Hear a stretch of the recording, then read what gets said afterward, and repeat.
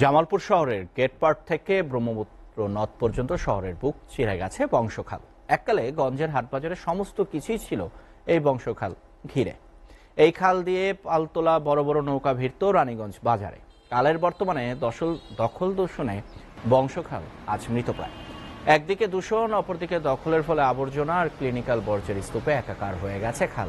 বংশখালটি সংস্কার ও দখলমুক্ত করা হলে শহরের পানি প্রবাহ নিশ্চিত হয়ে জলাবদ্ধতা থেকে রক্ষা পাবে শহরের মানুষ।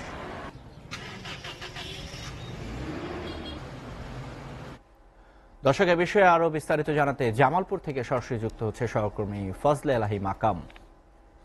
মাকাম, দখল দূষণে বংশখাল এখন মৃতপ্রায়, এ বিষয়ে কি বলছেন স্থানীয় কর্তৃপক্ষ এবং কোনো ব্যবস্থা গ্রহণ করা হচ্ছে না কেন?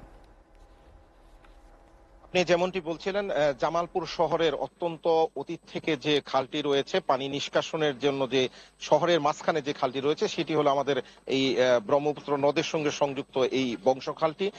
এই বংশখালটি সিংহজানি খাদ্য গোদাম থেকে শুরু হয়ে সকালবাজার হয়ে কালীঘাট হয়ে তা ব্রহ্মপুত্র নদে গিয়ে পড়েছে। কিন্তু বর্তমানে খালটির দখল এবং দূষণের ফলে বর্তমানে এটি একটি ময়লার ভাগাড়ে পরিণত হয়েছে।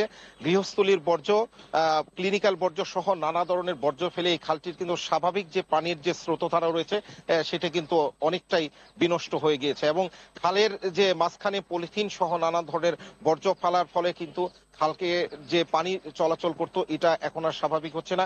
বিশেষ করে আমি যে স্থানটিতে দাঁড়িয়ে রয়েছি সেইটা থেকে এর নিচ দিয়ে গ্যাস লাইনের পাইপ যাওয়ার ফলে এখানের যে ময়লার যে বাগার বা পলিথিন যেগুলো ফেলা হয় সেগুলো এখানকে জমে গিয়ে কিন্তু পানি এটা অনেকটাই বন্ধ হয়ে গিয়েছে। আপনাকে যদি রাজেশ একটু জানিয়ে রাখি যে অতীত থেকে উত্তর পশ্চিম এবং দক্ষিণ পূর্ব যে ব্যবসায়ী বা বণিকরা ছিল তারা কিন্তু পালতুলা বড় বড় নৌকা করে এই বংশখাল দিয়ে এসে এই রানীগঞ্জ হাটে কিন্তু তারা এখানে এসে তাদের পাল তোলা নৌকাগুলোকে অবস্থান নিত এবং সেখান থেকেই কিন্তু আসলে মূলত রানীগঞ্জ বা গঞ্জের হাট সহ জামালপুর শহর কিন্তু এখান থেকে উৎপত্তি হয়েছিল। বিশেষ করে জলাবদ্ধতার সময় এই ব্রহ্মপুত্র খালের পানিটা যদি স্বাভাবিক প্রবাহ থাকে তাহলে পৌর কর্তৃপক্ষ যদি এটা একটু বিশেষ নজর দেয় তাহলে কিন্তু অনেকটাই জলাবদ্ধতা শহরের কমে যাবে বলে যারা পরিবেশবিদ রয়েছেন তারা জানিয়েছেন। কিন্তু বর্তমানে এটা দখল এবং 2006 সালের দিকে এটি সংস্কার করা হলো এবং কিছুটা দখলমুক্ত করা হলো, দুই পার বাধা হলো, কিন্তু আবারও সেই ময়লা আবর্জনা এবং দখল এবং এখানে পলিথিন সহ নানা বর্জ্য ফেলার ফলে এই বংশখালটি কিন্তু এখন অনেকটাই মৃতপ্রায় অবস্থায় রয়েছে। তো আসলে যদি পরিবেশবাদীরা মনে করছেন যদি এই বংশখালটির ময়লা আবর্জনার বাগার এখান থেকে পরিষ্কার করা হয়, দখলমুক্ত করা হয় এবং পানির যদি স্বাভাবিক স্রোতধারা এখানে থাকে তাহলে জলবদ্ধতা নিরসন সহ মাছের একটি সুন্দর অভয়াশ্রম তৈরি হবে এবং দুষ্পাশের আশপাশের পরিবেশও কিন্তু হবে। সম্প্রতি কিছুদিন আগে পৌর কর্তৃপক্ষ আমাদেরকে যে জিনিসটি জানিয়েছিলেন যে এর উপর দিয়ে যদি স্ল্যাব করে একটি সরু রাস্তার কথা এবং হালকা যান চলাচলের ব্যবস্থা করা হয় তাহলে কিন্তু অনেকটাই যে শহরের যে যানজট রয়েছে সেটাও কিন্তু মুক্ত হবে।